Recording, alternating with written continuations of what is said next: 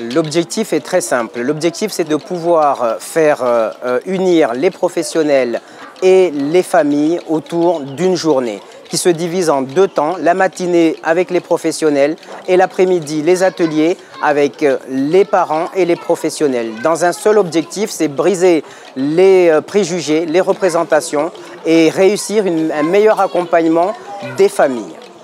Je vous souhaite la bienvenue dans cet hémicycle du Conseil départemental à l'occasion de ce rendez-vous Mao-Réunionnais ayant pour thématique interculturalité, parentalité, posant la question de la prise en charge des familles originaires de l'océan Indien. La délégation de Mayotte à La Réunion, comme celle de Paris, ont fait l'objet d'une grande réforme quant aux missions, mais également quant au personnel. Et parmi ces personnels, il y a ce pôle social qui assure le lien entre Mayotte et La Réunion à travers cette délégation et renforcer les relations institutionnelles entre la délégation de Mayotte et les diverses institutions de La Réunion, qu'il s'agisse de la région ou du département, en ce qui concerne cette compétence sociale.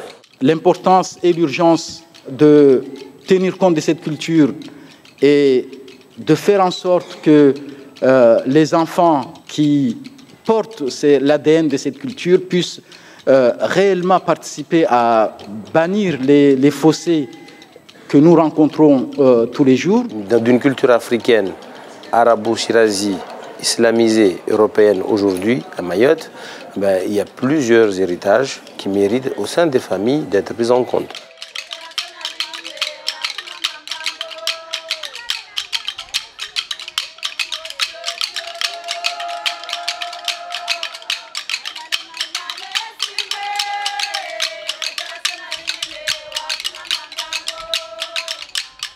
L'approche interculturelle est une approche pacifique qui veut mettre en contact la diversité. Nous baignons dans la diversité, les gens ne se comprennent pas, parfois sont en tension, il y a des peurs du racisme. Comment limiter cela? Comment faire en sorte que les gens s'apprécient?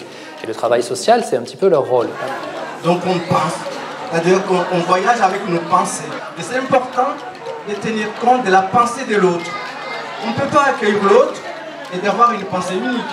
Alors, les marmites parentales, c'est quelque chose qui permet aux parents de nourrir les enfants. En fait, ils sont composés des ingrédients qui sont universels, à savoir la langue maternelle, qui est un ingrédient très important pour nourrir les enfants, mais aussi le système de filiation et d'affiliation.